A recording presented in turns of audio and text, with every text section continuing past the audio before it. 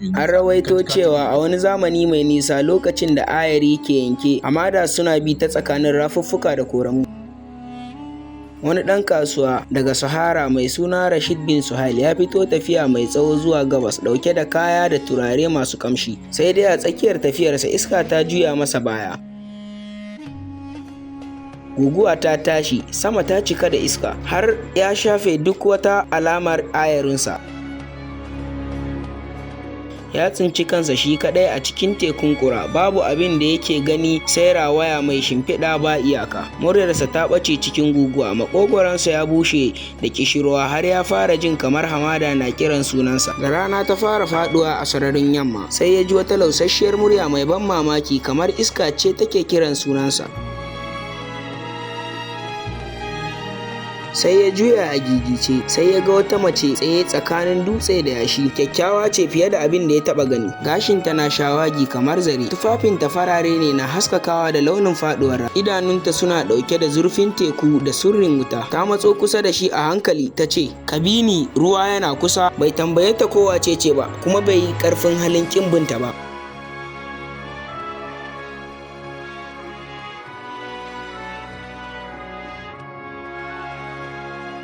Ya biyo bayanta har suka isa wata ƙorama da bai taɓa ganin irinta ba.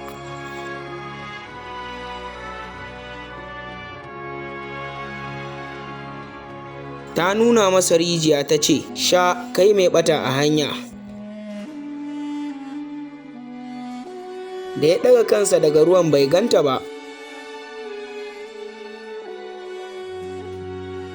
Amma sai wata tantin haske ta bayyana a gaban yashi.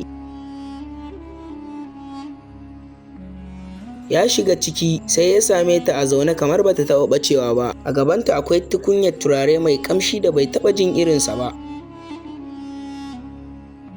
Ya kwana a cikin tantinta, suna magana da juna, amma baya tuna duk abin da ta faɗa. Muryarta kamar tana kwantar masa da ruhinsa fiye da yadda yake jin kalmomin.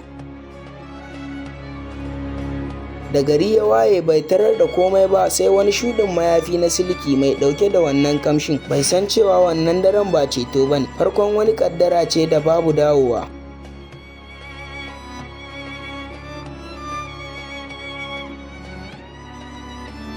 Daga nan Rashid bin Suhail ya koma ƙauyensa, mayafi a hannunsa, ƙamshin daren nan na biye da shi. Mutane suna tambayarsa da game da ayarinsa da dukiyarsa, amma idanunsa suna nesa, baya amsa sai dai gaje.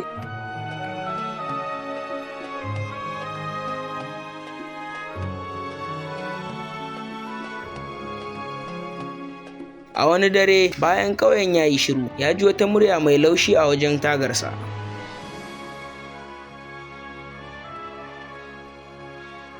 Ya fito da sauri sai ya ganta tsaye a gefen windon kamar ta fito daga inuwar wata. Ya matso kusa da ita cikin tsoro sai ya ce, "Wace ce ke, mutum ce ko mafarki?"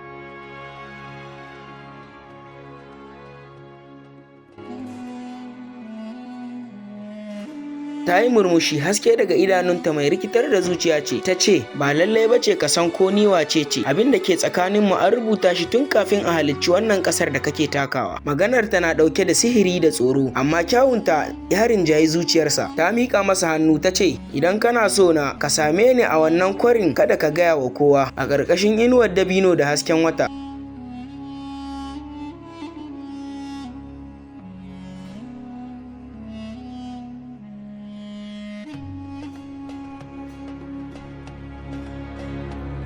Suka tsaya kusa da wata rijiya. Ta ɗaga hannayenta sama, ta yi rantsuwa da harshen da bai gane ba. Sai ta koya masa kalmomi, shi ma ya maimaita. Ta ce cikin murya mai sanyi, "Da wannan alkawari zan zama matarka Rashid bin Suhail, kai ma kuma mijina, amma kada ka tona asirinmu."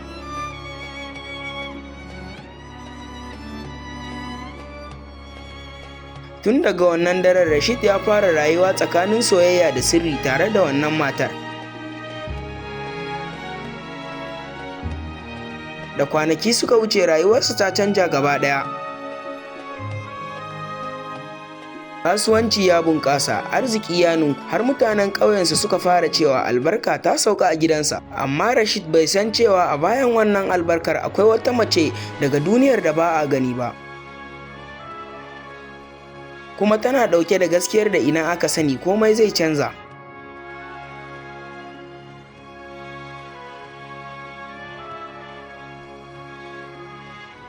Watanni suka wuce, gidansa cike da haske da kwanciyar hankali, sai dai ni'imar bata zo tare da farashi ba. Ƙananan abubuwa suka fara sauyawa a rayuwarsa.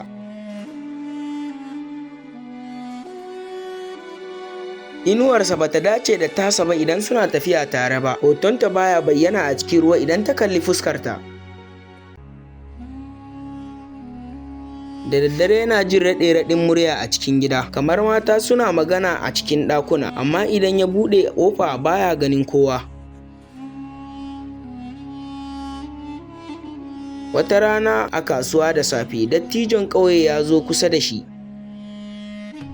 Tsoho ne mai tsananin kamanni, muryarsa kamar gargaɗi. Ya ce da murya ƙasa, "Ya Rashid, aljanu suna da hanyoyi ɓoyayyu.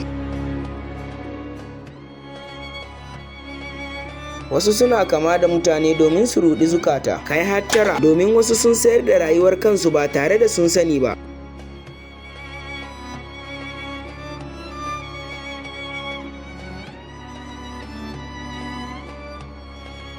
Rashid ya koma gida, zuciyarsa cike da tashin hankali. Ya tarar da matarsa tana jiransa tare da murmushi, amma idanunsa suna ɗauke da wani launi da bai taɓa gani ba, kamar wuta ƙarƙashin toka.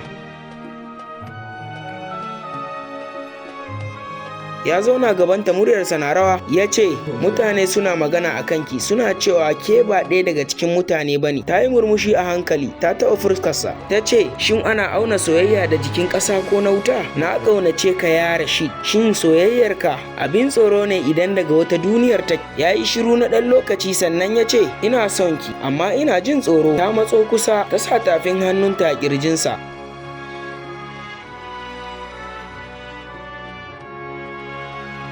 Tsoro yana kashe abin da ke tsakaninmu, ka bar su faɗi abin da suke so. Ni taki ce, babu mutum ko aljani da zai raba mu.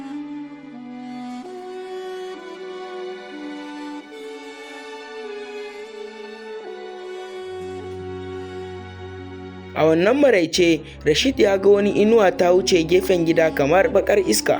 Daga baya tarar da ɗaya daga cikin tumakinsa a kewaye ta mutu. Zuciyarta babu ita, amma jikinta har yanzu yana da ɗumi. Ya tsaya cak cikin firgici, iska a waje tana girgiza ƙofofi. Wannan daren shine dare na farko na tsoro a gidan da bai taɓa sanin komai ba sai ɗumin soyayya. Kwanaki masu nauyi suka biyo baya. Gidan da ya kasance cike da dariya ya zama shiru kamar kabari.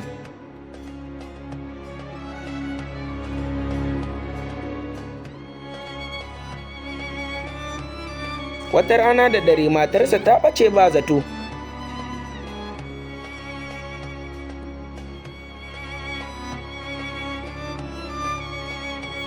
Ta bar bayan ƙamshin turarenta da ɗan jinin da ya taɓo farin matashin kai.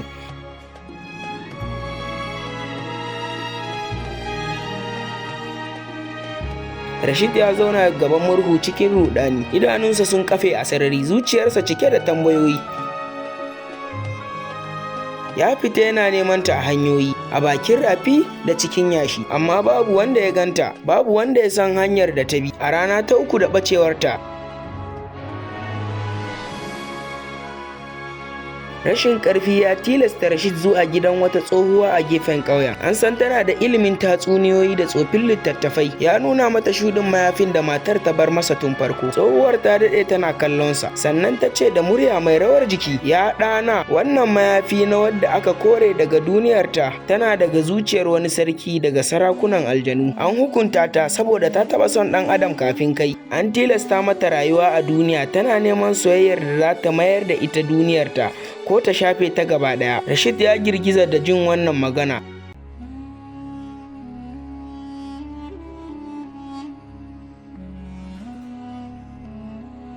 Tsohuwar ta ƙara gargaɗi, "Idan kana son tsira ka kayar alkawarin da ke tsakaninku. Wannan mayafi shine makullin da ke ɗaure ku." Rashid ya fita, dare ya rufe ƙauyen da duhunsa.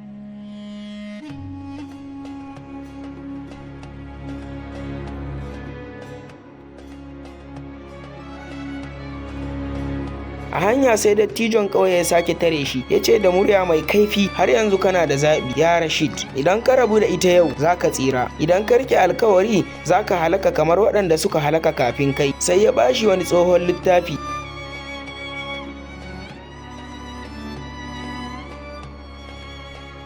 cikinsa akwai yadda zaka karya alkawarin, amma wanda ya karya alkawarin aljanu baya tsira sai ya rasa wani bangare na kansa. Rashid bai ce komai ba, ya ci gaba da tafiya zuwa gidansa.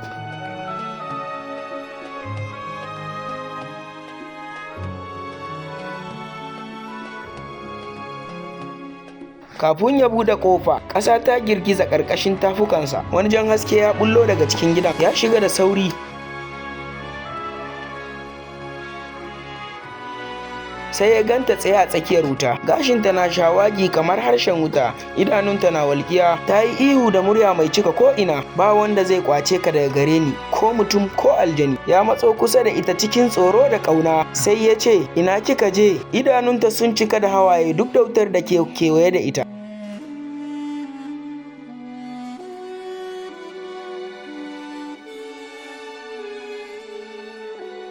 Ta ce, na kasance a wata duniya da ba ta ɗauka ni, tsakanin haske da duhu, amma zuciyarta bata san kowa ba sai kai. Gobe da safe, a bakin rafin da muka haɗu karo na farko, ka zo. Kafin ƙofar ƙarshe ta rufe a tsakaninmu, kafin ya yi magana,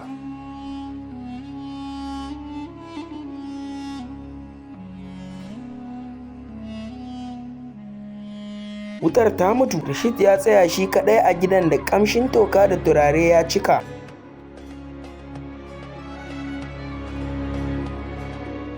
Gari ya waye, Rashid bin Suhail yana tafiya cikin hamada. Matakansa suna da nauyi, zuciyarsa cike da raɗaɗi.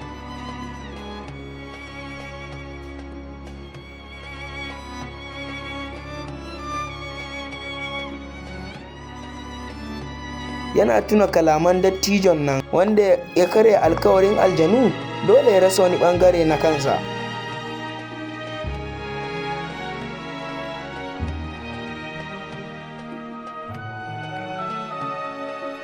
Ya ci gaba da tafiya har ya isa rafin da suka fara haduwa. Yashi ya yi shiru, iska na dauke da kamshin ruwan sama mai nisa.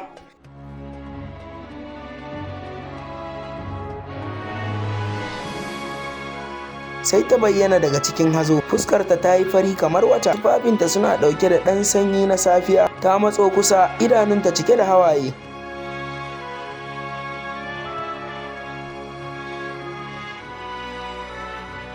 Ta ce, ka zo kamar yadda ka yi alkawari. Lokaci yana ƙurewa, ya Rashid. Ya taba kafaɗarta, jikinta na ɗauke da ɗumi kamar wuta mai laushi. Ya tambaya cikin raɗaɗi, ina kika je? Me yasa kika sha wahala haka? Ta amsa tana goge hawaye, na kasance tsakanin duniyoyi biyu, babu wanda zai zo ya karɓe ni.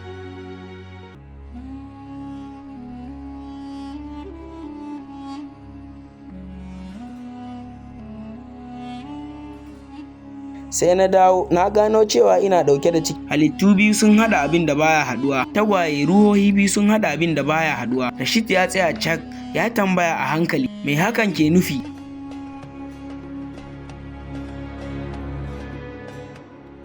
Ta ce, kasancewar mu a nan haɗari ne ga kowa, mutane ba za su karɓe su ba, aljanu kuma ba za su tausaya ba. Dole mu tafi zuwa ƙasar da ba wanda ya san mu, wurin da za a ji labarinmu ne kawai cikin tatsuniya. Ya ɗora hannunsa a fuskarta a hankali, ya ce, inda za ki tafi ba zan bar ki ba, muddin ina da rai ba zan rabu da ke ba.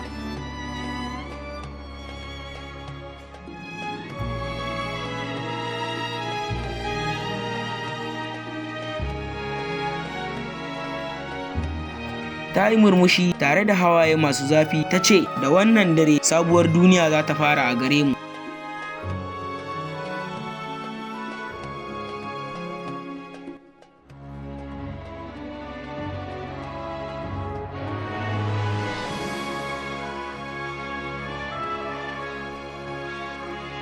Suka tafi tare cikin hamada mai nisa ƙarƙashin hasken wata. Suka ci gaba da tafiya cikin hamada mai faɗi ba tare da waiwaya ba. Iska mai sanyi tana bin sawunsu, kamar hamada na ɓoye sirrinsu. Rashid ya ji zuciyarsa na bugawa da sabon tsoro da sabon bege a lokaci guda. Ya fahimci cewa rayuwarsa ba za ta taɓa komawa yadda take ba. A cikin wannan daren suka huta kusa da tsohuwar lankwasasshiyar dibino. Matarsa ta jingina da shi, tana rike cikinta cikin nutsuwa. Wata haske mai laushi ya rika zagaye jikinta kamar turare mai motsi. Rashid ya kalle ta cikin mama, ta ce a hankali, lokacin haihuwarsu yana kusa. Zuciyoyi biyu, rabinsu daga wuta, rabinsu daga ƙasa, su ne gada tsakanin duniyoyi biyu. ya tambaya cikin damuwa. Za su rayu cikin salama. Ta yi shiru na ɗan lokaci sai ta ce makomarsu za ta kasance